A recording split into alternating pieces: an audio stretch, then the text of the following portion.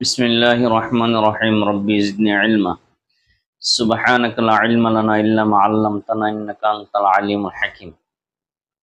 উসুলে হাদিসের মুদরাজ। মুদরাজকে চেনার জন্য আমাদেরকে এখানে আসতে হবে যে মুদরাজ কি।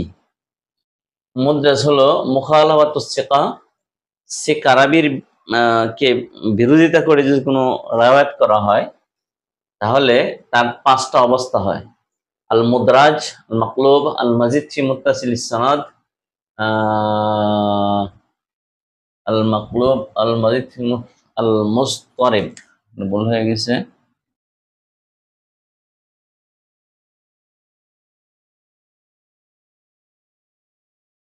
আল মুস্তারিব, আল মাসহাফ, এই পাঁচটা অবস্থা হতে পারে।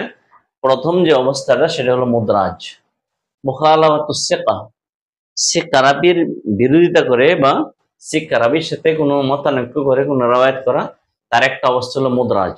মুদরাজ কি, কখন হয়, কিভাবে হয়, এই বিস্তারিত আলোচনা এখানে আজকে আমরা উপস্থাপন করবো ইনশাল্লাহ।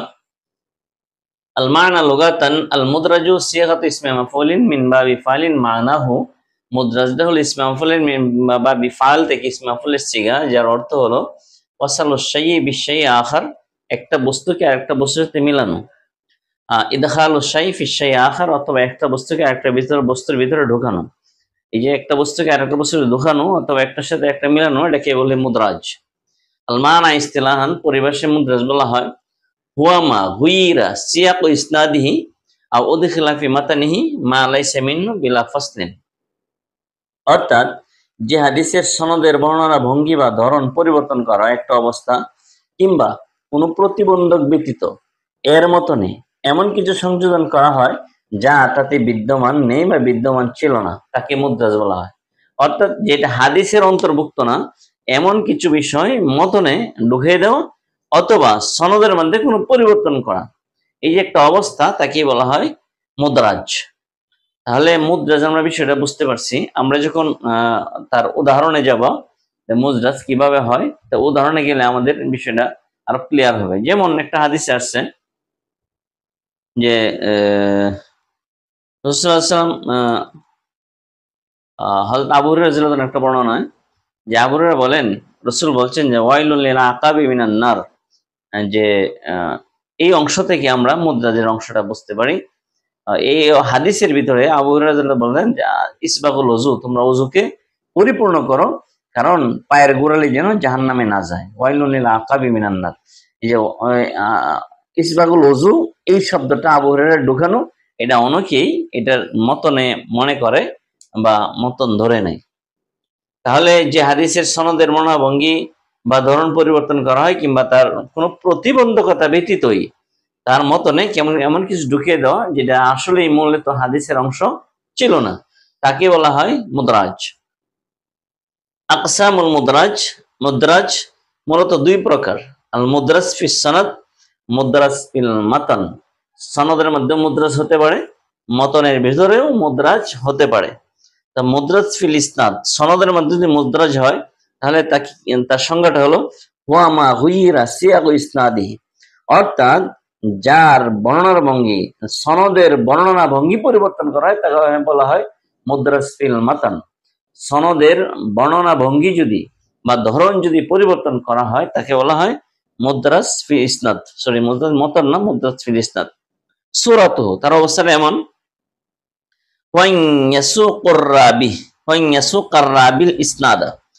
রাবি কোন সনদ বর্ণনা করতে থাকবেন, কোন সনদ বর্ণনা করতেছেন, এমন অবস্থায় তার সামনে কোনো কিছু মনে হবে, তার ভিতরে কোনো কিছু উদয় হবে। তার পক্ষ থেকে কোনো কথা বলবেন, সনদের ভিতরেই সনদ বলতেছেন, এর ভিতরেই কোনো কথা রাবি নিজের পক্ষ থেকে বলবেন।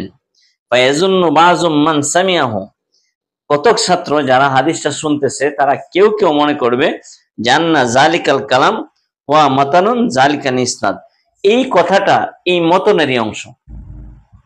কোন রাবি কোন সনদ বর্ণনা করতেছেন, মাঝখানে নিজের পক্ষ থেকে একটা কথা ঢুকাই দিছেন, তিনি বলেন নাই যেটা আমার কথা, কিন্তু বলে বেরোচ্ছেন, কিন্তু যারা শুনতেছে ওরা মনে করতেছে যে এই কথাটা এই সনদের অংশ, অর্থাৎ এই হাদিসের অংশ, সনদের থেকেই হাদিস।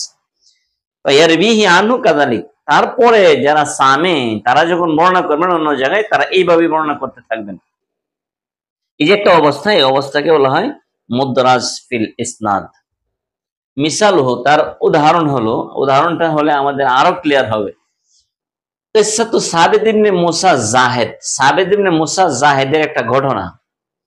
ফি রিওয়ায়াতি, তার রিওয়ায়াতে, মান কাসরাত সালাতুহু বিল লাইলি হাসানা ওয়াজহু বিন নাহারি, যার রাত্রিতে নামাজ বেশি হয় তার দিনে তার নূরে, তার চেহারায় নূর চমকায়। অর্থাৎ যে বেশি বেশি রাত্রে নামাজ পড়বে তার চেহারার মধ্যে নূর চমকাবে।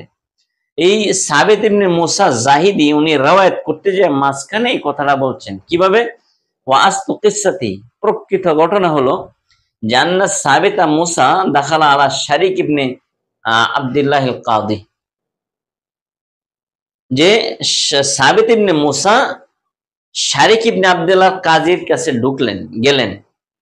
ওয়া ইউমলি ওয়া ইয়াকুল, শারিক ইবনে আব্দুল্লাহ হাদিস পড়াইতেছিলেন, সামনে ছাত্র ছিল, এমন অবস্থায় সাবিত ইবনে মুসা ঢুকছেন।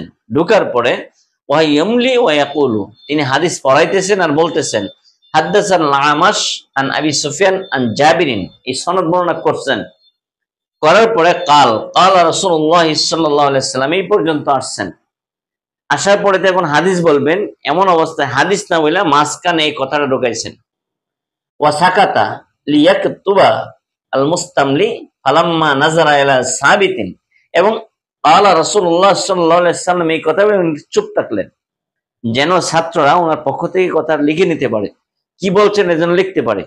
তো চুপ থাকার পরে উনি হাদিস না বইলা উনি থাকাইলেন সাবিত ইবনে মুসা জাহিদের দিকে।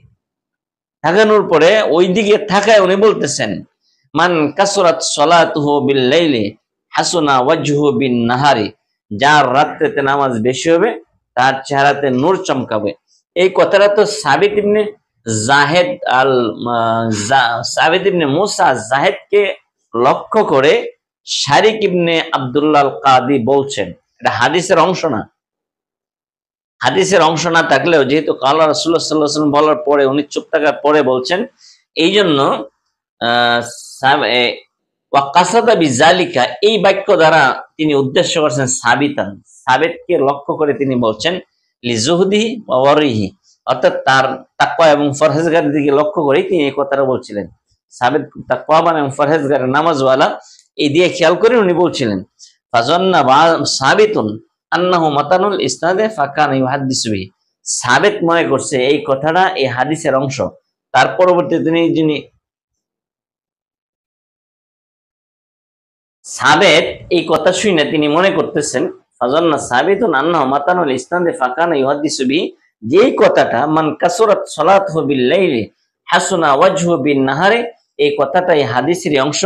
পরবর্তীতে যখন হাদিস বর্ণনা করতেন তখন তিনি এইভাবেই বর্ণনা করতেন, এটা হাদিসের ভিতরে ঢুকে উনি বর্ণনা করতেন। মুদ্রাজুল মতন, মুদ্রাজুল মতন হুয়া মা উদখিলা ফি মাতানি মা লাইসা মিনহু বিলা ফাসলিন, মতনের ভিতরে এমন কিছু ঢুকানো মানে কোনো প্রতিবন্ধকতা ছাড়াই, কোনো ফাসলা ছাড়াই মতনের ভিতরে কিছু কথা ঢুকিয়ে দেওয়া, এটা হলো মুদ্রাজ ফিল মতন। হুকমুল ইদরাজ, ইদরাজের হুকুম, ইদরাজের হুকুম কি হবে। আল ইদরাজু হারামুন বিজমাইল উলামা মিনাল মুহাদ্দিসিন ওয়াল ফুকাহা, সকল মুহাদ্দিসিনগণ ও ফুকাহাগণ একমত যে ইদরাজ করা, হাদিস ইদরাজ করা হারাম। হাদিস ইদরাজ করা বিল ইজমা হারাম, এটা হলো ইদরাজের হুকুম।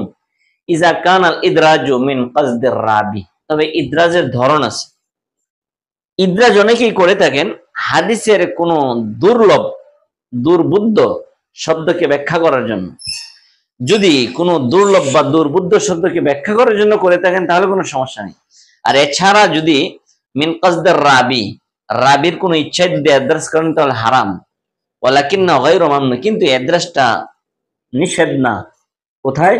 ইজা কানাল ইদরাজু লিতাফসিরি গারিবি লাফজিন ফিল হাদিস, যখন দুর্বুদ্ধ কোনো শব্দকে, হাদিসের ভিতরে দুর্বুদ্ধ কোনো শব্দকে ব্যাখ্যা করার জন্য রাবি বলে থাকবেন তখন কোনো সমস্যা নেই। কিন্তু তার জন্য শর্ত হলো ফাহিনা ইজিন ওয়াজিবুন আলার রাবি, রাবির উপরে ওয়াজিব হলো, কর্তব্য হলো আন ইউবাইয়িনা হাযিহিল ইদরাজ লিল বুদি আনিল ওয়াহামি, এই অ্যাড্রেসটাকে ব্যাখ্যা করে দেওয়া যেন ওহাম, কোনো সন্দেহ সংশয় শোভা না ঢোকে।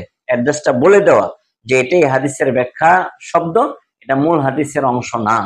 যদি বলে দেয় তাহলে কোনো সমস্যা নেই, আর যদি বলে না দেয় তাহলে সকল মুহাদ্দিসিনগণ এবং ফুকাহাগণ একমত যে ইদ্রাজ করা হারাম। তাহলে ইদ্রাজের আমরা সংজ্ঞা এবং ইদ্রাজের প্রকার, একটা উদাহরণ ইদ্রাজ কিভাবে হয় এবং ইদ্রাজের হুকুম, এই বিস্তারিত আজকে এখানে আলোচনা নিয়ে আসছি। তো এই আলোচনা থেকে যদি আপনাদের উপকার আসে তাহলে আমাদের আলোচনাটা সার্থক। তো প্রিয় শিক্ষার্থী, আবার একটা ছোট্ট রিকোয়েস্ট, কোনো প্রশ্ন থাকলে, কোনো কথা থাকলে অবশ্যই কমেন্ট করে জানাবেন, আর ভালো লাগলে অন্যকে শেয়ার করে দেখার সুযোগ করে দেবেন।